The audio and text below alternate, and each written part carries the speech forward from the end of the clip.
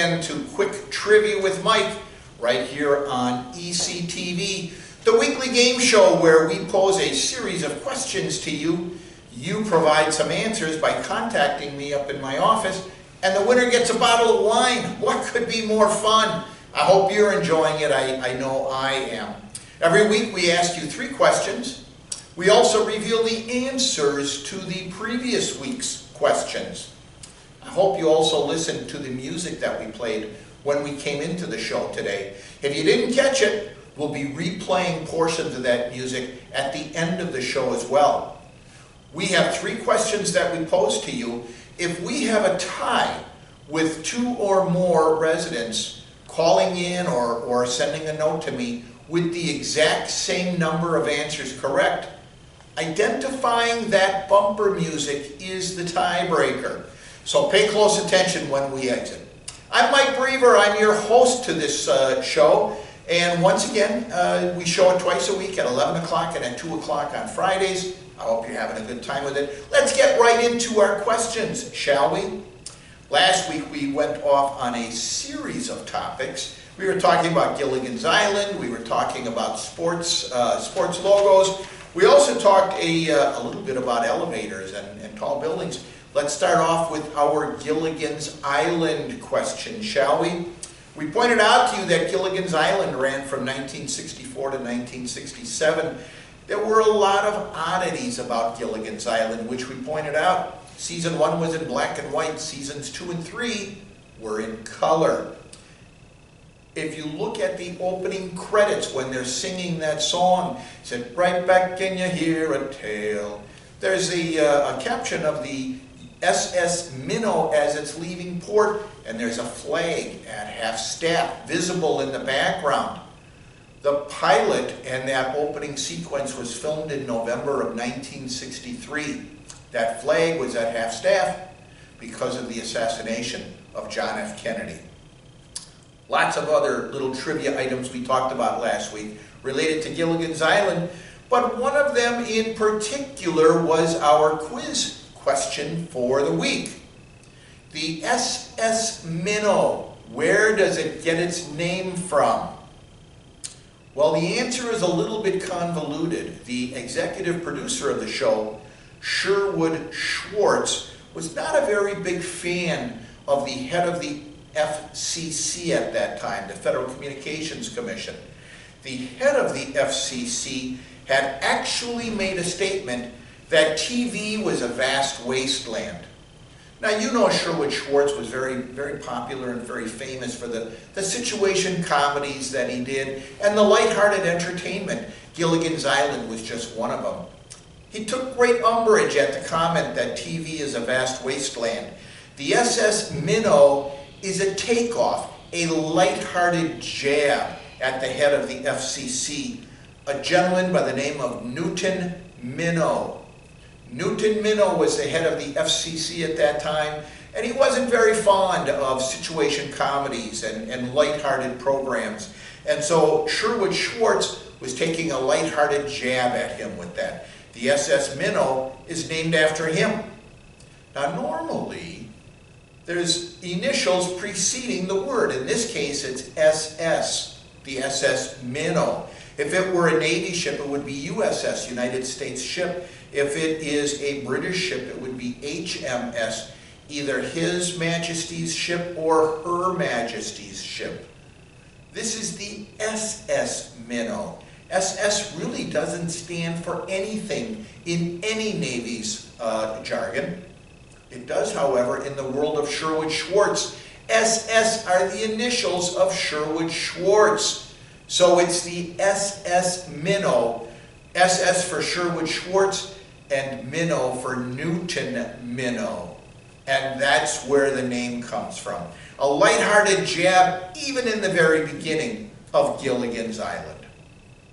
We then talked to you a little bit about how professional sports teams and collegiate sports teams, etc., they use branding as a way of creating an image about their team. And we talked about how if you look closely at the Big Ten's logo, there is a hidden 10 in the logo. If you look at the Washington Capitals logo, there's a hidden capital of the United States. Sometimes these hidden figures are bold in the logo.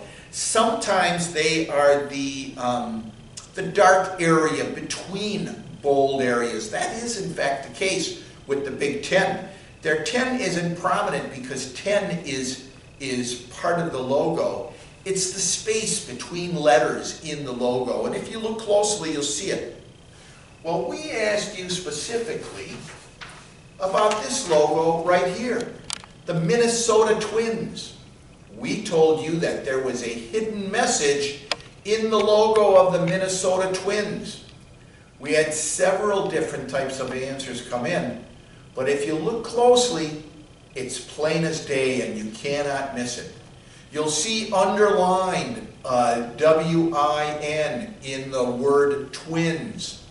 The hidden message is Twins Win. Twins Win is right in the logo of the Minnesota Twins, and most of you actually got that. This wasn't the hardest of the questions for this past week. So I hope you had fun with that one, looking up some more sports memorabilia and sports logos. Maybe we'll have some more in future shows. Our third question from last week. We told you a little bit about the history of elevators and how elevators really changed the history of architecture. We went all the way back to Archimedes and how that was the very first design for an elevator, and that was actually in BC. Obviously ropes and pulleys and things like that. Elevators were items that functioned like elevators, were very, very popular in Roman times, and it's what made the Colosseum function. Getting the stages and the acts up onto the Colosseum floor, that was all done by elevators. We told you a little bit about the Empire State Building, how for many, many years, almost 50 years, it was the tallest building in the world, constructed between 1930 and 1931. One floor per week was added to that edifice while it was going up. Just an amazing, amazing architectural and engineering accomplishment. We then asked you, however, to step back just a little bit in time. I mentioned to you that a building that we were all very, very familiar with was the tallest building in the world from 1895 to 1899. This actually proved to be the toughest question of the week. We only had one person answer this question correctly. From 1895, upon the building's completion, until 1899, the tallest building in the world, Milwaukee City Hall. A little bit confusing because all of the structure of the building is not necessarily habitable space, like you might think of, for example, office buildings or things like that. But actually, from 1895 to 1899, City Hall was known as the tallest building in the world. So there you have it. We had lots of participants in our game this past week guessing those questions, but we didn't even have to go to the tiebreaker. We only had one person answer all three questions correctly. He identified Twins Win, he identified Newton Minnow, and he identified Milwaukee City Hall. Kelvin Schrader. So Kelvin, hats off to you. You returned to the winner's circle. It's been almost 3 months since you were there, so hats off to you. Just as a little bit of an aside, the bumper music for this past week, nobody did get it right. So actually it's kind of a good thing that it didn't come into play as a tiebreaker because no one got it. We had one guess, Lindsey Sterling's Shadows. Unfortunately, that was not correct. The actual music that we played was Beethoven's Sonata number 8, opus number 30. It's actually commonly known as Beethoven's Virus. Again, that didn't come into play for this past week because we only had one player that had all three questions correct. So, but at any rate, that is the bumper music from this past week. Thanks to all of you who called in with your guesses. But again, Kelvin Schrader, the big winner for the week. Let's move on to this next week's questions, shall we? Hopefully I have a couple that are really going to test you here. We're going to go back in time, a century ago. The Roaring Twenties, to be specific. It was the end of the era of the Spanish flu. As you remember, that was roughly 1918 to 1920. But it was the beginning of a booming era for the United States. It was the post-World War I economy and culture that was really taking hold of society, and things really just kind of took off. There was economic growth, widespread prosperity. In fact, during the Roaring Twenties, the United States was the richest country in the world per capita. Per capita, it was the richest country in the world. Many notable things happened during the 1920s to set it off as a really landmark decade in our country's history. Cars went from being a luxury item to being commonplace, basically because of the introduction of the assembly line and mass production. Radio was coming into vogue. It was still very expensive for people to have a radio in their own homes, but they were beginning to be coveted. Movies were starting to take over live entertainment and was phasing out vaudeville. And in fact, in 1923, Lee DeForest released a series of movies that were the very first talkies, something that would really revolutionize Hollywood, and again, it would put the nail in the coffin to vaudeville. Lindbergh flew across the Atlantic, but planes were by and large still a novelty. People didn't yet grasp that these were potentially a means of transportation. They could be a tool of war, a means of communication, but people were very aware of planes, and they were just starting to come onto the horizon. As a result of research following the Spanish flu, great advances in medicine took place, and in fact, in my opinion, one of the greatest during the Roaring Twenties, penicillin. Penicillin was invented by Alexander Fleming, a Scottish biologist. Now, the focus of what we're talking about has to do more with attire. What was popular during the 1920s? As you probably have guessed, the Victorian standards were starting to pass from society. Clothing was getting looser and more functional. It was becoming more casual, more easily adapted to various social settings. Flappers for women, bobbed hairstyles, all the things that made women feel more attractive and more casual and more easygoing. But one thing for men became very popular during that period of time. It was raccoon coats. Full-length fur, coats made from raccoon hide, became very popular, a fad, if you will, in the United States during the 1920s, especially among male college students in the middle and later years of the decade.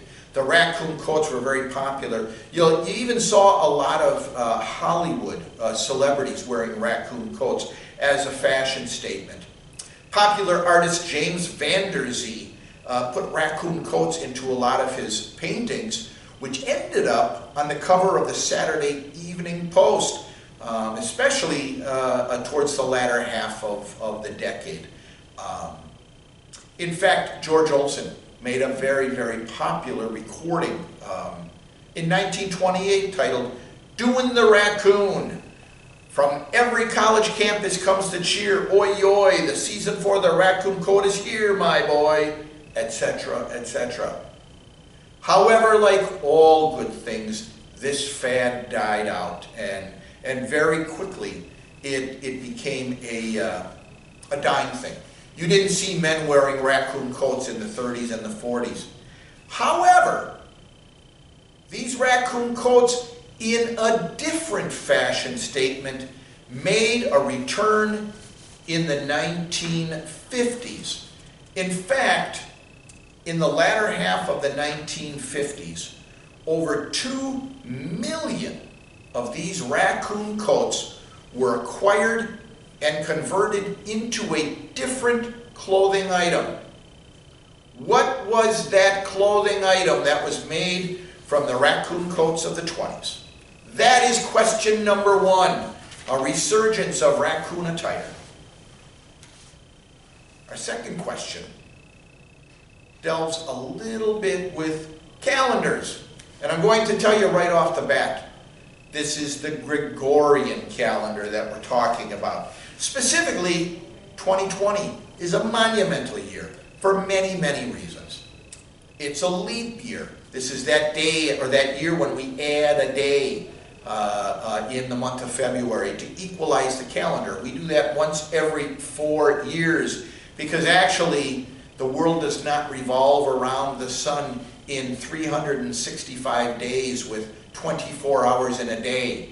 It's roughly 365 days and 6 hours, and so we add a day every 4 years. 2020 is also the year of the nurse and midwife, as declared by the World Health Organization. On January 3rd of 2020, Iranian strongman Qasem Soleimani was killed in a drone strike. On the 28th of January, President Trump and Benjamin Netanyahu announced the Trump Peace Plan. On January 16th, a different legacy for President Trump. The impeachment trial started in the Senate. He was acquitted, by the way, on February 5th. On February 11th, the World Health Organization named a brand new pandemic, COVID-19, identified as COVID-19 because it was first identified as a strain of a virus in 2019. It wasn't the 19th strain of a flu. It was first identified in 2019. On February 29th, leap year day itself, all public transport in Luxembourg became free, kind of as an effort to assist in reducing global warming, trying to get people to use more public transportation. On March 16th, the Dow dropped 2,997 points in one day, the largest single day drop in history. On March 27th, North Macedonia joined NATO and became the 30th country to do so. Another monumental thing happened, however, in 2020. There is a palindrome day in 2020. February 2nd. You identify a palindrome day by utilizing all 8 digits of the calendar day, and it is the numbers are in exact sequence, whether it is forward or backwards. On February 2nd, palindrome day of 2020, the calendar day was identified as 02/02/2020. So the second day of the second month in 2020, 02/02/2020. My question to you is, when was the last time that we had a palindrome day? And when will be the next time we have a palindrome day? Remember, I identified February as 02, the month. I identified the day as 02, the day. So February 2nd is 02/02/2020. To identify the last palindrome day, you must use all 8 digits. And to identify the next palindrome day, you must use all 8 digits again. Okay? So that is your charge. When was the last palindrome day? And when will be the next palindrome day? The date, the calendar date, identical whether it's backwards or forwards. And our third question of the day takes us off a little bit into geography. We're going to look at the island nation of Iceland. Kind of ironic, by the way, and I'll mention this as I start off. Before I get into a little bit more of what I wanted to talk about, Iceland actually is a very green country. And ironically, its neighboring nation, Greenland, is a very ice-covered country. So Greenland actually has mostly ice. Iceland is mostly a green country. How that came about, how the names came about, I'm not really sure. But at any rate, let's look at Iceland a little bit. It is a Nordic island in the North Atlantic. The entire population of the island country is only 364,134 people. It is the most sparsely populated country in Europe. It's only 40,000 square miles, not the biggest country. Reykjavik is its capital. The interior of the island is actually primarily sand and lava fields. And that's primarily why it's such a green island. It was first settled in 874 AD. And again, it's known as a Nordic island, primarily because I think the first settlers were in fact Vikings. Iceland became independent in 1918, and it became a republic in 1944. It is in fact the smallest population of any NATO member. Remember, we told you a little while ago in our last question that North Macedonia joined NATO on March 27th of this year and became the 30th country. Iceland is